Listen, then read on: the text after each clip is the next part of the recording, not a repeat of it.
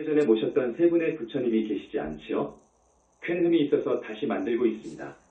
곧 모십니다. 먼저 지난 11일 일본국을 강타한 진도 9.0의 지진을 비롯해서 일본에서는 쓰나미 해일 그리고 원전 방사능 누출의 대참화 가 있었습니다.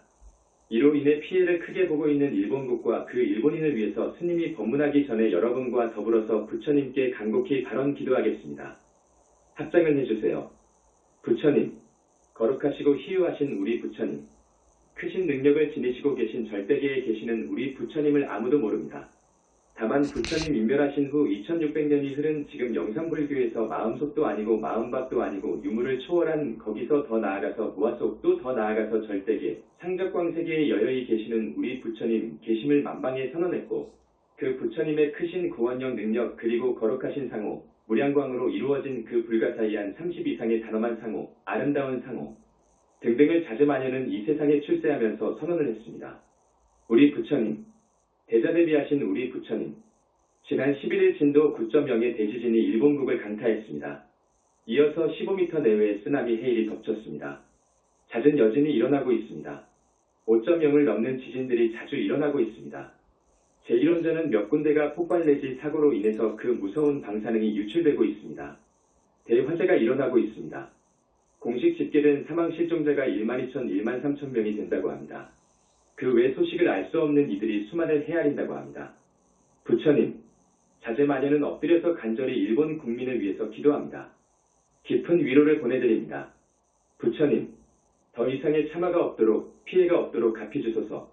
특히 그 원전 방사능 누출을 막기 위해서 살신성인의 정신으로 180명 정도가 자원해서 죽음을 무릅쓰고 원전으로 들어가서 그 이상의 피해를 막기 위해 신명을 다하고 있습니다. 이 훌륭한 보살정신 우리는 배울 것입니다.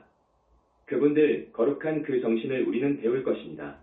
부디 훌륭한 마음씨를 지닌 그 사람들 한 사람도 사고 당하는 일이 없어야 할 것입니다. 부처님, 살려주소서. 그리고 오늘 춘천 시내에서도 30분을 와야 우리 영산불교 현지사를 만날 수 있습니다.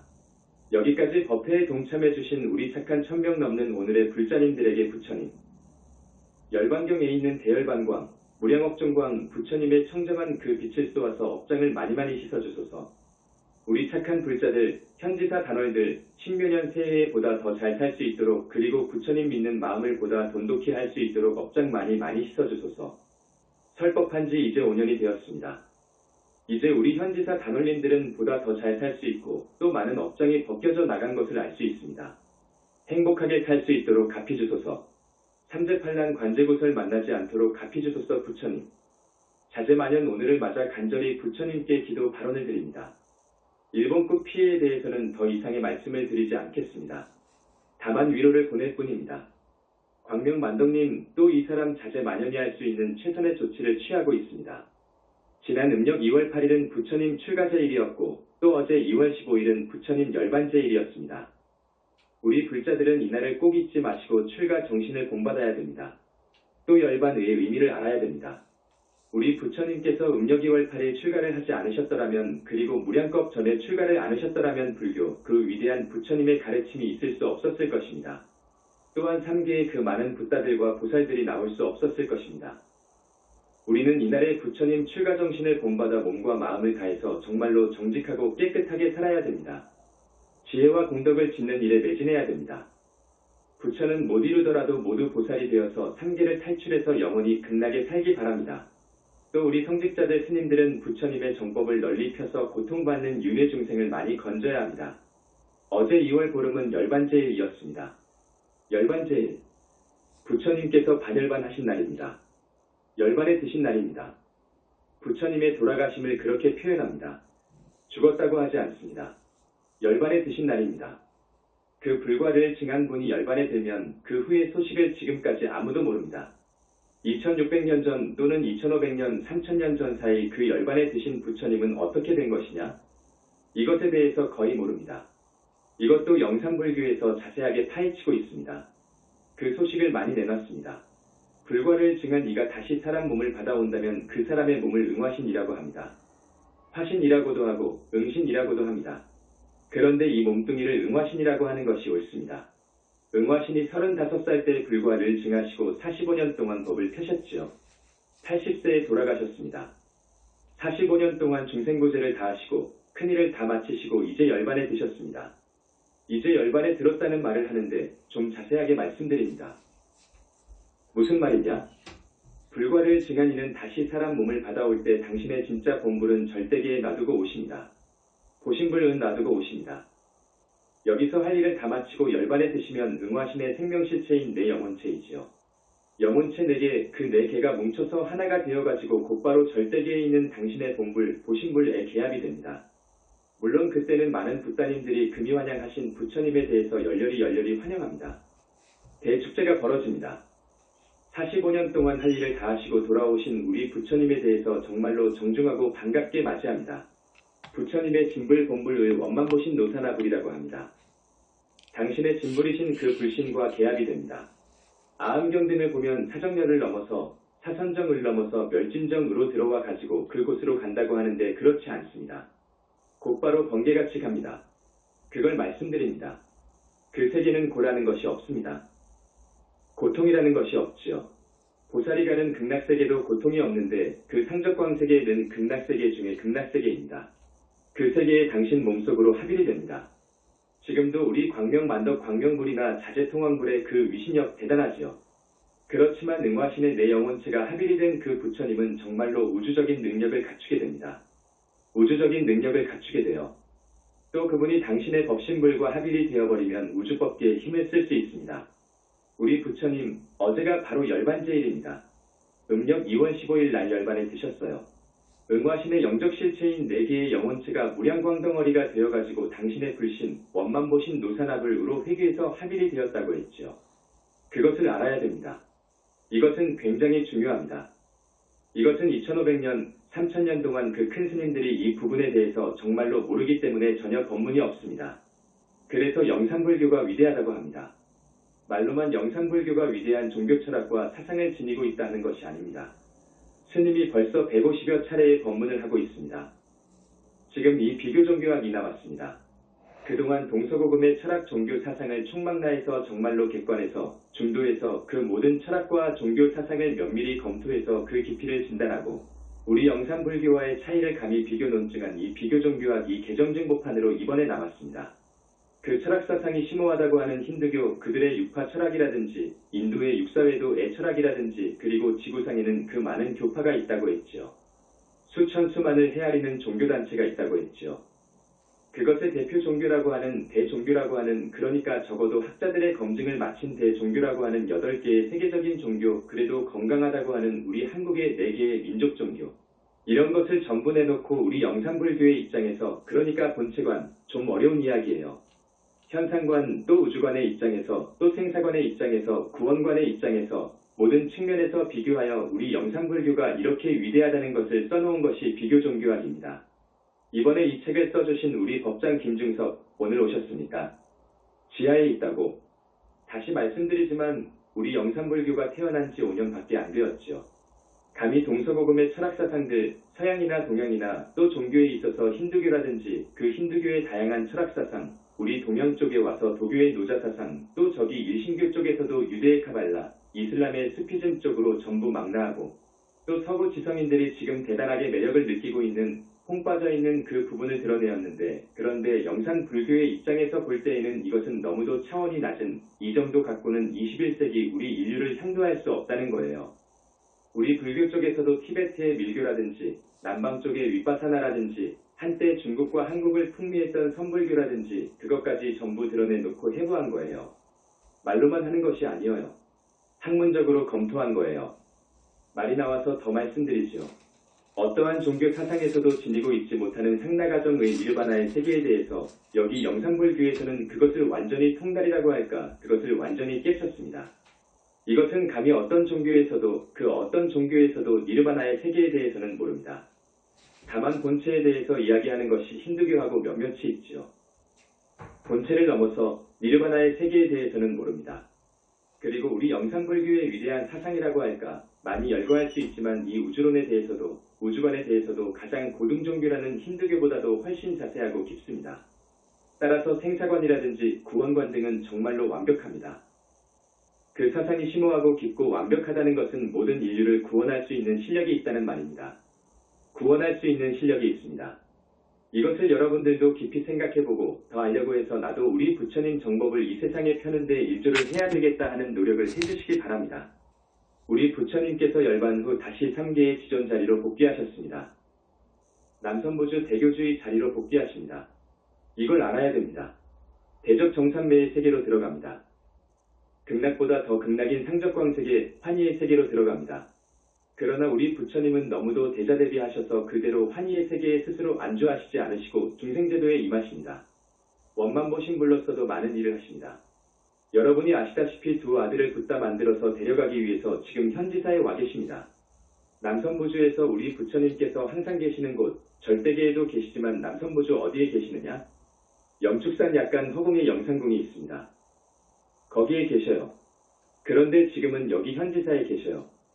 지존이 여기에 계시기 때문에 좌우보처 문수보현 두 보살님이 여기 계시고 두 분은 큰 부처님이시지요. 사바세계에서 보살행을 하시는 관음 지장 두 보살님 역시 두 분은 큰 부처님이시지요. 모두 여기에 계시고 그리고 오열의 부처님 중에 한 분이신 약사열의 부처님이 와 계셔.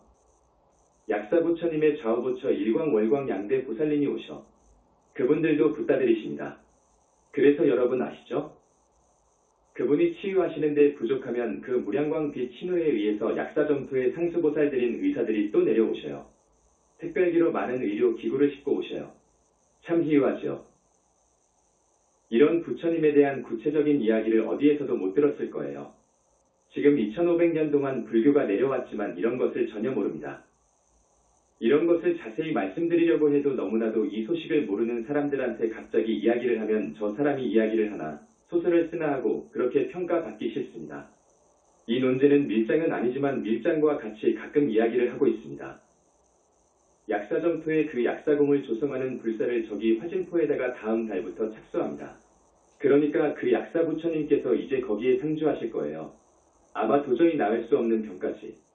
전생의 과거생의 흉기로 부모를 무자비하게 정말로 극페르나로서 부모를 시해했다든지 부처님과 그 법을 모독하고 능멸했다든지 이런 분들은 금생에 와서 도저히 나을 수 없는 치료해줘서는 안 될 그런 병을 가지고 옵니다. 그러니까 그런 병은 놔두고 그 외에 많은 병을 치유할 겁니다. 이제 화진포 약사전이 개원되면 정말로 많은 신도들이 찾을 겁니다. 그걸 말씀드립니다. 우리 부처님은 열반 후에 완전히 당신의 불신과 계합되어 가지고 많은 불국토를 다니시면서 법문을 하시고 그 수많은 불국토의 보살들을 교화하시고 여러 붓다님들을 독려하십니다. 대단히 바쁘십니다. 백천만억 당신의 화신이 성실하게 교화에 잘 임하는가의 여부를 삼매에 들어서 관하시고 힘을 부어주십니다. 이 말을 알아듣겠습니까? 붓다들은 당신의 화신을 배기고 천이고 필요에 따라서 냅니다. 중생은 못하지요? 몸이 하나거든요. 붓다만이 그럽니다. 그런데 우리 석가모니 부처님께서는 삼천대천세계 그 무수한 삼천대천세계에 당신의 몸 화신을 많이도 보냅니다. 그래서 그 화신이 10년도 100년도 그 바운다리에서 교화 활동을 하시는 거예요. 그걸 잘하시느냐 못하시느냐 하는 것을 선정해서 보시고 어떤 화신이 좀 부족하다 싶으면 더 힘을 넣어주시고 이런 일도 하십니다. 우리 부처님께서 여러 가지로 자비하시고 해서 우리한테 가피를 주시고 하지만 요즘 들어서는 대단히 우리 현지사 스님들의 말과 행동에 대해서 준엄하게 꾸짖고 계십니다. 현지사 스님들이야 100명도 안 되지만 세 군데에 나뉘어져 있잖아요. 이 스님들의 말과 행동에 대해서 준엄하게 꾸짖고 계십니다. 그래서 우리는 아침마다 이 좌우명을 만들어서 읽고 있습니다. 여러분도 현지사를 사랑하는 단원님들이기 때문에 들어보시라고 스님이 읽어드리겠습니다. 우리 출가제자들은 부처님의 뜻과 여망에 따라 오늘부터 영원한 스승인 거룩하신 우리 교주 불세존과 오열의 부처님, 16사부님, 3계의 붓다님을 항상 지극한 마음으로 예경하고 언제나 마음속으로 공경 찬탄하고 그리고 광수공양 드리는 데 있어서 게을리하지 않고 최선을 다할 겁니다. 두 번째, 여러 과거 생에 지은 지중한 죄업을 참회하면서 이 이상 업을 짓지 않고 붓다 회상에 들어온 우리는 신구의 삼업을 맑고 바르고 청정하게 지어갈 것입니다. 몸과 마음, 주변은 청정하도록 챙길 것이고 우리 현지사 깨끗하지요. 자기가 한번 한 말과 약속은 목숨처럼 지킬 것이며 거짓말 아닌 바른 말을 저속한 언사를 떠난 아름답고 품격 있는 말을 그리고 꼭 필요할 때만 말하는 제자가 될 것입니다. 일거수일투족이 붓다 회상의 스님으로서 존경받는 처신을 다할 것입니다. 부처님 믿는 마음을 더욱 돈독히 해가면서 생각은 언제나 착하고 성스러운 보살심만을 지니도록 할 것입니다. 우리 모두는 각자 매사의 교단의 주인이라는 주인의식을 갖고 맡은 바 소임에 철저하고 최선을 다할 것입니다. 나로 인해 상대에게 누가 되는 일이 없는지 조심할 것이며 서로 존경하고 사랑함으로써 화합하는 교단으로 만들어 가겠습니다. 등등입니다. 이건 지금 부처님과 약속한 거예요. 이렇게만 하면 존경받겠지요. 한국의 부처님 제자들이, 특히 출가한 제자들이 일거수일투족 안과 밖으로 존경받을 행을 하면 정말로 우리 한국의 불교는 희망이 있고 발전을 할 것입니다.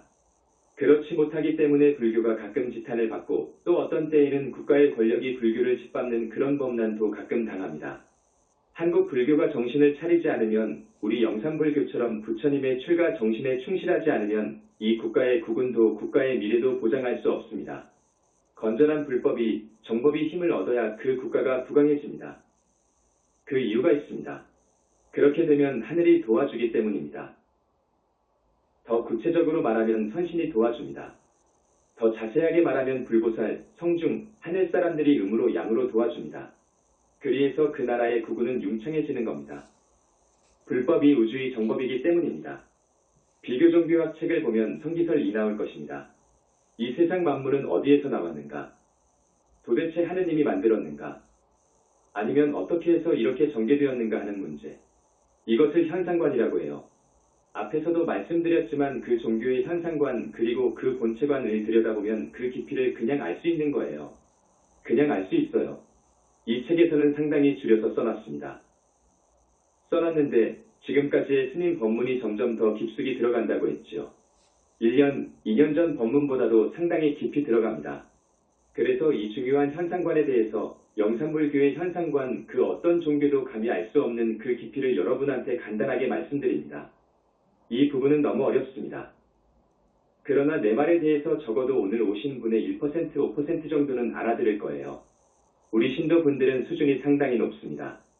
많은 사람들이 대학부를 나오고 또 대학 교수분들도 많고 해서 그분들한테 좀 말씀을 드려줘야 되겠다 해서 오늘은 조금 깊이 말씀을 드리려고 생각해왔습니다. 이게 이해가 안 되는 우리 신도분들한테는 죄송합니다만 그러나 듣고만 계셔도 감은 올 것입니다. 하나님이 있느냐 없느냐부터 판단이 됩니다. 우주의 본체라고 하는 이것을 공이라고 했지요. 공, 하나의 큰 생명체가 무시 이전부터 있어 왔죠. 여기서부터 이것을 우리 영산불교에서는 비인격으로 보는 거예요. 비인격체로, 인격체로 보는 것이 일신교예요. 기독교라든지 이슬람교라든지 일신교에서는 하나님 그러잖아요. 우리는 비인격으로 봐요. 이것을 이법으로 봐요. 이것을 스스로 있는 자존자라고도 해요. 이건 스스로 있는 자존자예요. 그러나 눈도 없고 귀도 없고 코도 없고 입도 없고 몸뚱이도 없어요. 생각도 없고 의지도 없고 그렇기 때문에 비인격인 거예요. 이런 비인격체가 무엇을 창조할 수 없는 거예요. 창조하려면 의지도 지혜도 있어야 되고 주체가 있어야 되는 거예요. 그것이 공과 함께 있는 공 이전에 있어야 돼요. 그래야 그 무서운 지혜와 능력으로 진료를 가지고 우주를 창조하는 것이지 무시 이전에는 공뿐이었어요. 그렇기 때문에 그건 아니어요. 공은 우주의 두루에 있는 불생불멸의 실상이어요. 이것을 공이라고도 하고 본체라고도 해요. 그 진리의 입법은 연기법이어요. 모든 것이 연기로 되는 것이어요. 자연은 자연법칙으로 진화하는 거예요. 모든 것은 자연법칙이어요. 지진이 터지고 화산이 터지고 하는 것은 전부 자연법칙이어요. 이건 자연의 입법이어요. 이 공의 체성은 지혜여 조화여 사랑이여 빛이어요. 본래 하나의 큰 우주 생명체였기 때문에 그 속에는 모든 물질의 근원, 궁극적인 근원, 진료인 그리고 에너지가 충만해 있어요. 이게 성겁으로 들어가면 성주계공의 성겁으로 들어가면 이 비인격적인 입법에서 이 공에서 세상 만물이 벌어져 나오는데 이게 무량한 시간이 걸려가지고 된 거예요.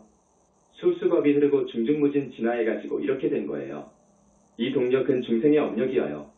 그 많은 중생들의 업력, 신구의 삼업의 업력에 의해서 인연 따라 공에서 공대에서 현상의 처음, 현상의 최초라 할까 이게 이루어져요. 그리고 의지를 지닌 수많은 영혼이 각기 2-3번 영체를 형성하고요. 우주만법은 우주의 구조, 법도에 따라 드러나고요. 우주는 자연법칙에 따라서 빅뱅이 일어나 시공이 벌어지고 곧 우리 인간 유정 등 12띠 중생은 진여, 순수의식, 우주의식에서 1-2-3번 영체가 곧 드러나면서 성기하면서 과거생의 업이 붙어요. 그래서 이제 습이 생기고 천천히 기가 생겨요. 각자의 기, 모든 것은 기가 있잖아요. 4대의 거짓 몸뚱이가 생기고 이건 아주 후 A일인데 운명이 정해져요. 다시 말하면 물질적인 것과 정신적인 것, 물질적인 것도 아니고 정신적인 것도 아닌 세력으로 에너지에 의해서 공에 충만한 에너지 힘에 의해서 수많은 생명체의 종자들이 생겨나요. 물질적 원질인 원자들이 생겨나요. 지수와 풍이 형성되어요. 많은 시간이 흘러가면 938의 성립되고 음양이 오행으로 나아가고 인드라망의 구슬처럼 상호 중중무진연기가 화엄경에서는 이를 상직상익이라고 합니다. 그래서 겁이라는 시간을 통해서 우주만법이 만들어져요. 물론 여기서 사람의 마음이 주인이 돼요. 내가 업을 지어 내가 받아요. 친구의 로 지은 각자의 업은 영체의 보존이 되어요. 그 영혼체 1, 2, 3번은 영원히 죽지 않아요. 인간을 비롯해서 12띠 중생은 생사전생을 하면서 이미 만들어진 육도를 윤회해요. 이렇듯 무수겁을 자연 법칙으로, 카르마 법칙으로 우주만법은 유전을 계속하다가 공법에 들어서면 지구나 저 하늘의 달이나 태양이나 별들까지도 삼재로 망가져요. 그러다가 자체 핵폭발해버려요. 한편 영적인 것도 욕계 새끼의 영적인 그 중생들은 중생업화에 의해서 자연이법을 따라 초선천 이선천까지 다 파괴되어 버려요. 그런 다음 공대로 돌아가 버려요. 공으로 돌아가요. 다시 선겁이 되면 이를 반복해요. 미래제가 다하도록.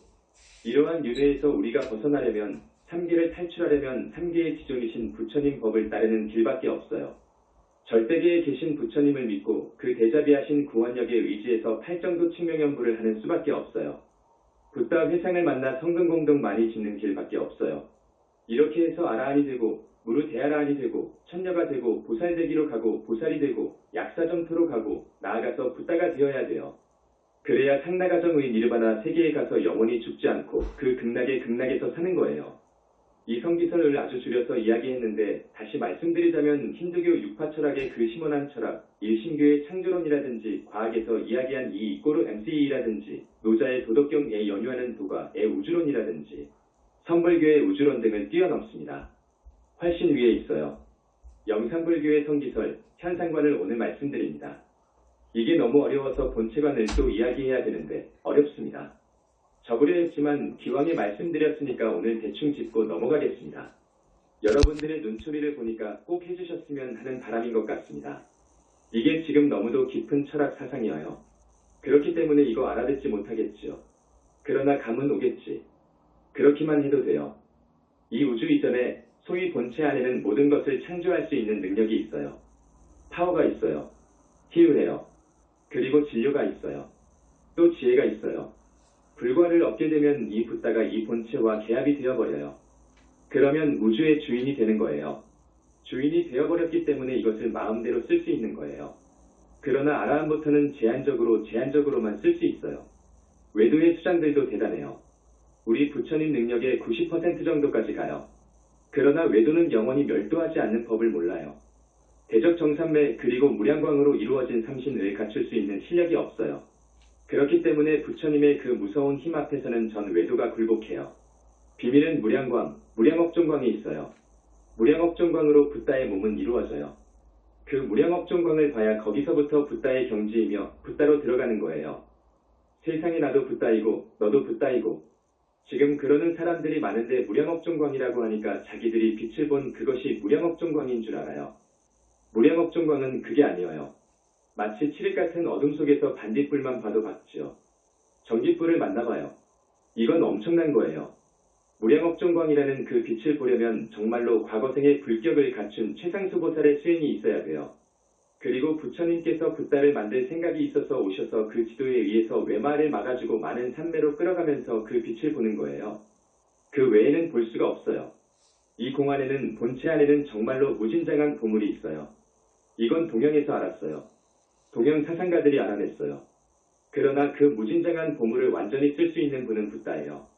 외도의 수장들도 무진장한 보물을 상당히 알아요. 그러나 붓다만큼 완전히 쓰지 못하고 제한적으로 쓸 수 있어요. 공, 본체 안에는 빛, 힘이 충만해 있다는 것. 공은 살아있는 우주 생명체라는 것. 공은 영원히 불생불멸한다는 것. 공의 성품은 지혜여, 조화여, 사랑이여, 힘이라는 것. 자연이라는 것. 우주 구조나 메커니즘, 이런 것은 이법이라는 것. 우주의 이법은 연기법이라는 것. 우주의 이법은 부처님 이전에 있었기 때문에 부처님도 어찌하지 못해요. 이걸 잘 알아들어야 돼. 이에 대한 설명은 스님이 안 해줘요. 부처님이 계시는데 왜 일본에서 대지진이 터져버리는 것을 놔두셨을까? 그렇게 생각할 수 있어요. 그 부분은 스님이 설명하네요. 이법은 부처님 이전에 있었어요. 그건 어쩌지 못하는 거예요. 부처님은 그 이법을 역행하지 않아요. 항상. 그러나 스님이 부처님께 발언하고 기도한 것은 이후 방사능 누출이 더 이상 되면 안 되니까. 이후에 또 바람이 우리 쪽으로 불면 안 되지요. 아까 우리가 취한 조치가 있었다고 했지요. 우주의 이법은 연기법이라는 것. 하나님이 있어가지고 6일 만에 만물을 창조했다는 이것은 초등학생에게도 믿기지 않을 뿐만 아니라 지혜 있는 우리 지성인들이 그 교리를 옳다고 믿고 따르는 것을 보면 이건 어처구니가 없지요. 호랑이 담배 피우던 시대의 이야기예요. 인류의 문명이 미개한 시대, 미개한 사람들에게 어울리는 종교예요. 그건 원시 종교의 신이어요. 고등 종교는 그렇지 않아요. 우리 영산불교의 사상 중에서 모든 종교 사상을 훨씬 능가한 것이 여러 가지가 있지만 우주 본체관과 방금 말씀드린 현상관도 아주 중요한 부분이어요. 상나가정의 니르바나 세계에 대해서 지금 아무도 몰라요. 이것을 알아야 미래에 온 인류를 끌고 가는, 향도할 수 있는, 구원할 수 있는 자격을 지닌, 실력을 지닌 우주적 메타 종교가 될 수 있는 거예요. 부처님에 대해서 지금 아무것도 몰라요. 아무도 몰라요. 우리 인간의 영적 실체에 대해서도 지금까지 아무도 몰라요. 현재까지도. 물질 문명은 나름대로 고도로 발달하고 있다고 하지만 인류의 정신 문명은 아직도 걸음마 수준이라고나 할까요? 그리고 우리 영산불교에서는 효를 주장하지요. 제일 효를 주장한 데가 유교예요. 유교에서 효를 이야기한 것하고 영산불교에서 효를 이야기한 것은 천지 차이예요. 유교에서는 이 몸뚱이 살아생전에 우리 부모님 잘 봉양해드리고 마음 편하게 지내도록 잘 봉양해드리고 돌아가시면 이 몸뚱이 이 송장 잘 싸서 안장해주고 하는 이것을 효로 알아요. 그러나 그건 형식이어요. 그 유가의 사람들은 이 몸뚱이에 대한 주인을 몰랐어요. 여러분 아시죠? 돌아가신 고인의 실체가 지금 나가서 무주고혼으로 있는데 몰라요. 실체가 명부에 들어가서 논죄를 받아가지고 지옥에 있는데 몰라요. 지옥을 모르니까요. 명부가 있다는 것은 도교 쪽에서 좀 알아냈어요. 그런데 아무도 실제의 지옥을 본 사람이 없어요. 다만 지장보살의 위신력에 의해서 꿈에 잠깐 볼 수는 있어요. 또 외도들의 수장급들은 지옥을 좀 볼 수 있어요. 그러나 영산불교만큼 정확히 볼 수는 없어요. 계율이 영산불교만큼 엄정한 데가 지금까지 없어요. 한 바가지에 청정수가 있는데 똥물 한 방울 떨어뜨린다면 어떻겠습니까? 마실 수 없다고 했지요. 여기는 그렇게 엄해요. 윤회 안의 세계와 윤회 밖의 세계에 대해서 잘 알아요. 지금까지는 아는 사람이 없었어요. 윤회 밖에 대해서 알아한, 무르대하라한, 보살, 붓다, 이렇게까지 깊이 안종규는 세계 역사상 없었어요. 오는 음력 4월 8일 우리 영산불교에서는 석가불탑 석가탑을 점안에서 봉안하는 부처님 오신 날을 봉축하는 뜻 깊은 행사를 합니다. 이 석가탑, 전번에도 말씀드렸지만 이 석가탑은 저기 인도의 영축산 약간 위에 허공에 영산궁이 있는데 그곳에 부처님 탑이 있어요. 그걸 갖다가 재현한 거예요. 이것도 우리 현지사에서 처음으로 재현해 놓은 거예요. 다보탑도 그래요. 그러면서 그날 점안을 해요. 점안을 할 거예요. 생명력을 불어넣을 거예요. 영산궁의 석가탑과 링크를 시킬 거예요. 그래서 여러분들은 탑돌이를 잘해야 돼요. 엄청난 복을 받아요. 법문을 하면 그날은 탑돌이를 하지. 그 외에는 또 하지 않으셔. 어느 학자가 우리 영산불교 현지사를 무슨 노다지광이라고 했지요. 다이아몬드 광이라고 했지. 다아몬드 광. 여러분들이 와서 법문만 들어도 부처님께서 꼭업장을 씻어주시는데 열반경에서 말씀하신 것처럼 지금 처음이어요. 부처님의 그 무서운 위신력으로 씻어주시는 거예요. 여러분들이 과거생에 또 금생에 와서 지은 그 악업을 씻을 길이 없는 거예요.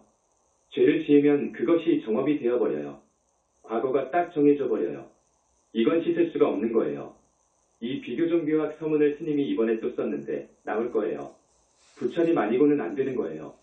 업장소멸 부처님 아니고는 안 돼. 그런데 지금 그 부처님이 없다고 해요. 부처님도 없고 우리 몸뚱이의 영적 실체, 이것이 있기 때문에 윤회를 하는 것인데 기체라고도 하는 본체 없이 윤회할 수 없는 거예요. 그래서 이 인간 영혼의 실체를 이야기하는데 사람들이나 스님들이나 모든 학자들이 눈을 동그랗게 뜨고 있어요. 저 소리가 무슨 소리인가 하고 말입니다. 보지 못하면 차라리 가만히 있어야 하는데 엉뚱한 비판을 해요. 아니 비난이라고 해야지. 영혼체를 못 봤기 때문에 지금까지의 불교 교리를 많이 수정해야 되고 새로 조명해야 돼. 그래서 지금까지의 불교 교학을 다시 써야 돼. 많이 다시 써야 돼. 우리는 이제 정말 부처님의 훌륭한 가르침이 더 이상 사장되지 않고 힘있고 위대한 불교로 거듭나도록 해야 돼. 극석가탑, 정말로 우리 부처님께서도 상당히 만족하신답니다. 보셨지요? 작년에 10만 2천 등이었어요. 오늘 현재 10만 등에 상당히 근접해갑니다. 세상이 놀랄 일이어요. 다른 절에서는 가족당 한두 등을 켜잖아요. 여러 등 안 켜요. 현지사에 와서는 나도 한 등, 우리 아버지도 한 등, 우리 아들도 한 등, 돌아가신 우리 어머니 앞으로도 한 등을 켭니다. 이렇게 해서 많이 켜요. 그만큼 믿기 때문에 그리고 그만큼 체험하기 때문에 그래요. 여기는 부처님 회상이기 때문입니다. 다른 데하고 달라요. 법문할 때의 그 장면. 이것은 정말 이야기 못할 엄청난 성스러운 장면이 벌어져요.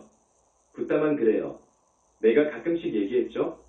어떤 사람의 법문, 삼생의 공덕보다도 그 법문 듣는 게 더 수승하다고 하는데 그렇게 거짓말하면 안 되어요. 큰일 나요. 여기 현지사의 천도제 보세요. 이런 천도제를 역사상 어느 세상에서 들어본 적이 있습니까? 없어요. 붓다가 죽어나시기 때문에 그러는 거예요. 그래도 어떤 사람은 안 믿어요. 눈에 안 보이니까. 그런데 천도제 하면 큰 소원이 이루어져요. 온갖 소원이 이루어져요. 그러니까 마구 몰려와요. 그런 소원이 이루어졌다는 것도 안 믿는 사람은 복이 없는 사람이어요. 그건 복이 없는 사람이어요. 그렇다고 소원을 이루기 위해 천도제를 지내지는 마세요. 효심으로 지내야 돼요. 여러분들이 효도하라고 진짜 효를 할 수 있도록 부처님께서 자비를 베푸는 거예요. 금년에 11만 등이 훨씬 넘을 것 같아요. 작년보다 1만 등만 더 하려고 했는데. 그래서 어느 정도 다 되면 스톱 할 거예요. 이제 끝입니다라고 선포할 거예요. 등은 청사초롱으로 할 것입니다. 작년보다 옷감의 질이 더 좋아요. 우리 부처님 등이기 때문에 최고의 질 좋은 옷감으로 해요. 그래서 우리 부처님께 발언을 하라고 했잖아요. 거기에다가 적으라고 했지요. 많이 들어주신다고 했어요. 들어주신다고 했어. 그러나 커다란 죄를 지어놓고는 등 하나 켜놓고 그 죄업 소멸하기를 발언한다고 해서는 들어주기 어렵지. 그때는 제한적으로 들어주는 것이지요. 그걸 아시길 바랍니다. 우리 사람은 정말 어떻게 살아야 하는가? 바르고 정직하고 깨끗하게 살아야 된다. 부처님께 귀의하고 부처님을 따라서 배워야 되겠다. 항상 부처님을 생각하고 염불해야 되겠다. 이게 사는 길이에요. 이렇게 살아야 돼요. 나는 가끔 우리 주변에서 신사를 넘기지 못하고 죽는 사람을 봐요. 똑똑한 사람이 죽는 것도 보고 정말로 인물이다, 나라의 동량이다 하는 사람들이 죽는 것을 봐요. 그럴 때마다 나는 어떻게 하나 그럽니다. 저렇게 죽어서 어떡하나. 왜 그런 생각을 한 줄 압니까? 어떡하나. 여러분, 사람 몸 받기 어려워요. 그런데 사람으로 와가지고 착하게 살지 못했다면, 정말로 보람 있게 살지 못했다면, 그리에서 성과를 얻지 못했다면, 그리고 죽는다면 이건 슬픈 일이어요. 정말 슬픈 일이어요. 우리 현지사 스님들이나 단원님들은 지금 좋은 기회를 만난 거예요. 물시록이 천재이로 왜 기회를 만난 거예요. 이때를 놓치지 말고 여러분들이 과거생에 지은 죄업, 금생에 와서 지은 죄업을 전부 털어야 돼요. 빚도 갚아버려야 돼요. 과거생에 지은 빚, 금생에 와서 지은 빚, 은혜도 갚아야 돼. 그래야 돼. 그래서 여러분들이 몇 년 후에 스님, 내 법의를 좀 알고 싶습니다. 부처님께 공양을 올리고 싶습니다 하면 그럽시다 한단 말이에요. 그래서 보면 우리 보살님은 지금 죽어도 성중칠품이요 혹은 성중이품이요 한단 말이에요. 성중이품이면 벌써 아라한이어요. 아라한 정도 되면 성주계공의 영향을 받지 않습니다. 아라한이 되면 받지 않아요. 다시 사람 몸을 받아와서 보살이 되련다 해서 와가지고 함정에 빠져서 그러지 안 오려면 안 와요.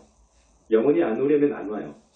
생사윤회로부터 해탈한 그런 자유로운 사람이 되기를 바랍니다. 여러분, 스님 말씀 알아듣겠습니까? 전혀 배운 것도 없고 그렇다 하더라도 이렇게 나오셔서 들으십시오. 부처님 말씀을 들으면 지혜가 생겨요. 정말 들을 말을 들어야 돼요. 그래서 경전을 읽으라는 거예요. 경전을 읽으면 스스로 듣잖아요. 지혜가 생기는 거예요. 지혜가 생긴다는 말은 업장이 많이 씻어간다는 거예요. 그래야 지혜가 생겨요. 업장이 씻어지면 씻어질수록 우리는 보다 더 잘 살 수 있어요. 금생도 잘 살 수 있고요. 다음 생도 지옥 악이 축생에 안 떨어져요. 무주고는 안 되어요. 여러분, 오직 여기밖에 없습니다. 이 길밖에 없어요. 스님 말씀을 아주 경청하시는 분이 많습니다.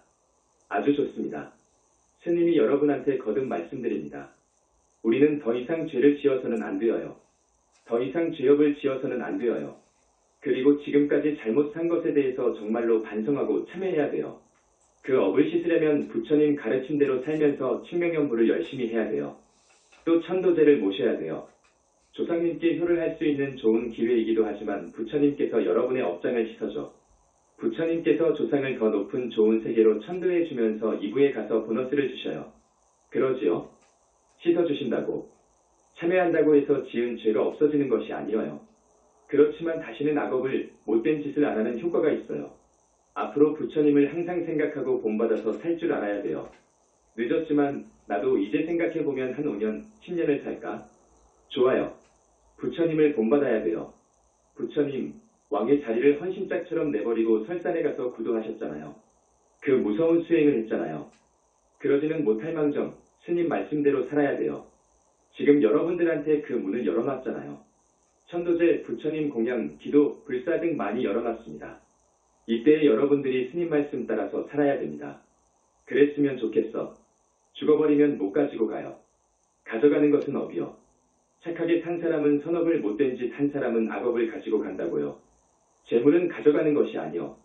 자식한테 줘봤자 더 나쁜 습버릇을 자립정신이 아니고 의지하는 버릇을 그것만 남겨줄 수도 있어요.